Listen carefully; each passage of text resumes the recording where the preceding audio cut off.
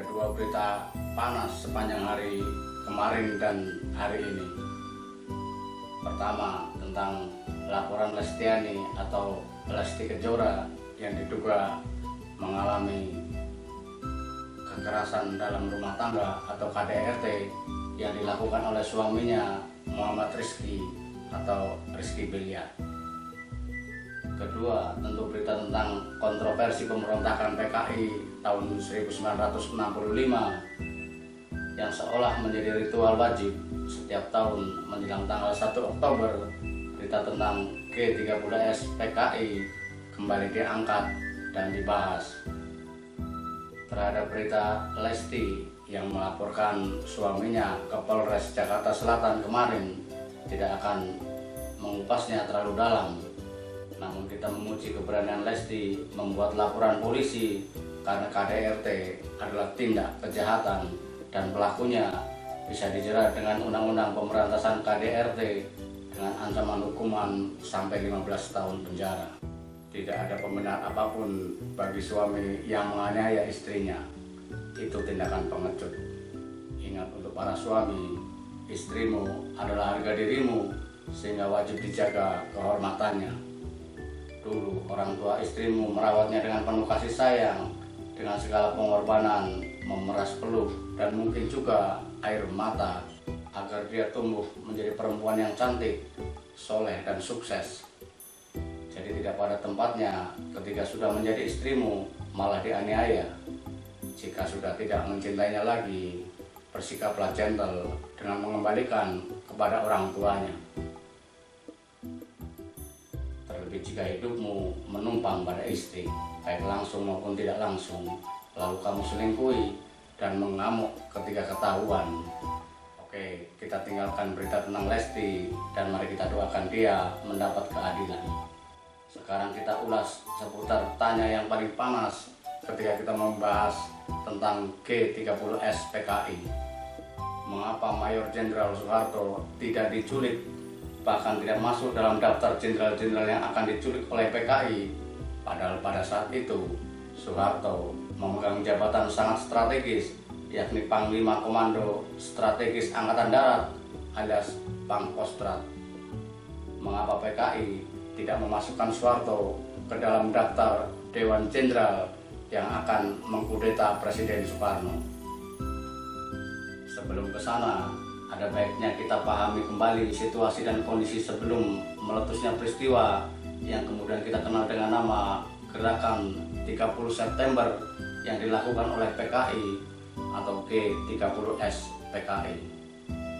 Pertama, isu adanya Dewan Jenderal di tubuh TNI Angkatan Darat. Dewan Jenderal dihembuskan oleh PKI dan dituding sebagai pihak yang akan mengkudeta Bung Karno. TNI Angkatan Darat membantah keras adanya isu Dewan Jenderal. Kedua, wacana Angkatan Kelima yang dimotori PKI. Saat itu PKI menghendaki dibentuknya Angkatan Kelima, yakni organisasi semi militer yang dipersenjatai. Anggotanya petani dan buruh. Angkatan Darat tegas menolak wacana ini karena sudah ada Angkatan Darat, Angkatan Udara, Angkatan Laut dan Kepolisian. Kehadiran Angkatan Kelima jelas menyalahi konstitusi dan hanya mengundang permusuhan.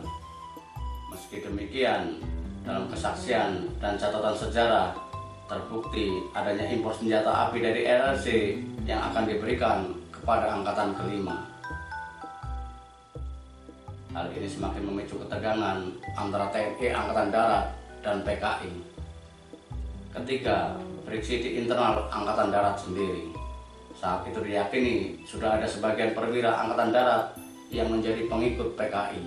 Bukti adanya konflik di internal Angkatan Darat mengemuka karena pelaku penculikan dan korbannya sama-sama anggota TNI Angkatan Darat. Keempat, isu Nasakom. Pada saat itu, PKI adalah partai terbesar keempat hasil pemilu tahun 1955. PKI memiliki basis massa militan. PKI juga dekat dengan Bung Karno yang tengah mengkampanyekan paham Nasakom. Bung Karno bermimpi bisa menyatukan aliran politik berbasis nasionalis, agama, dan komunis. Paham ini ditentang oleh ulama dan politisi dari partai-partai berbasis Islam seperti Partai Masyumi dan Partai Nahdlatul Ulama. Meski saat itu Partai Masyumi telah dibubarkan oleh Bung Karno, namun pengikut dan simpatisannya masih eksis. Adu kekuatan politik di tataran grassroots sangat kuat karena masing-masing memiliki pendukung militan. Terlebih tokoh-tokoh Masyumi maupun Nahdlatul Ulama berasal dari kelas ekonomi yang lebih baik, memiliki usaha dan lahan luas di desa-desa. Hal ini kemudian dimanfaatkan oleh PKI dengan isu land reform atau reformasi agraria, di mana nantinya jika PKI menang, maka lahan-lahan pertanian milik tuan tanah akan diambil alih dan dibagikan kepada petani dan buruh. Kelima, terkait kesehatan Bung Karno. Isu ini sangat sensitif karena jika Bung Karno yang telah memproklamirkan diri dan ditetapkan sebagai presiden seumur hidup melalui TAP MPRS nomor 3 tahun 1963 meninggal dunia, maka akan terjadi kevakuman kekuasaan yang sangat mungkin berujung pada perebutan dan adu kekuatan antar golongan. Tokoh-tokoh PKI dari faksi Angkatan Darat seperti Kolonel Abdul Latif yang saat itu menjabat Komandan Karnisum Kodam Jaya, Letnan Kolonel Untung sebagai Komandan Cakrawirawa, Mayor Sujono yang menjabat Komandan Resimen Pasukan Pertahanan Pangkalan di Halim, serta tokoh PKI dari faksi politik terutama DNID, Nyoto dan lain-lain ingin bergerak lebih dulu dengan menyingkirkan pesaingnya, sehingga ketika Bung Karno yang saat itu tengah dirawat oleh dokter dari Cina wafat, PKI bisa langsung mengambil alih kekuasaan. Daftar jenderal yang akan diculik disusun oleh Sam Kamaruzaman, Kepala Biro Khusus yang merupakan badan intelijen PKI, dan disetujui oleh para perwira Angkatan Darat yang telah membelot kepada PKI. Keenam, ketegangan global sebagai dampak Perang Dingin antara Amerika dan Inggris yang mewakili blok kapitalis Barat, serta Uni Soviet dan China yang mewakili blok Timur dengan paham komunismenya. Soekarno membawa Jakarta lebih dekat dengan poros Peking dan Moskow. Hal ini membuat Amerika dan sekutunya tidak senang, sebab jika Indonesia dikuasai komunis sebagaimana Vietnam Utara saat itu, maka praktis Asia Tenggara akan jatuh ke blok komunis. Amerika sangat berkepentingan agar Jakarta menarik diri dari blok komunis untuk mengamankan kepentingannya di Asia. Amerika dan Inggris mendirikan Singapura sebagai pangkalan intelijen untuk memonitor dan memasok informasi-informasi yang menyesatkan ke Jakarta. Ada yang meyakini isu Dewan Jenderal diproduksi oleh intelijen Inggris yang berbasis di Singapura untuk mempertajam friksi antara Angkatan Darat dengan PKI. Pecahnya konfrontasi antara PKI dengan TNI Angkatan Darat sebagai satu-satunya kekuatan yang belum terlalu parah disusupi oleh PKI bisa menjadi jembatan Amerika dan sekutunya untuk masuk ke Jakarta. Jika disimpulkan dengan bahasa yang sederhana, saat itu tengah terjadi friksi antara PKI dengan Angkatan Darat yang menolak pembentukan Angkatan Kelima dan paham Nasakom. Di sisi lain, juga terjadi konflik internal di tubuh Angkatan Darat yang kemudian dimanfaatkan oleh kekuatan luar, baik blok kapitalis maupun komunis, untuk menanamkan pengaruhnya di Indonesia. Soeharto adalah sosok yang berhasil memanfaatkan situasi ini. Pak Harto dekat dengan kalangan PKI, termasuk Abdul Latif dan Untung.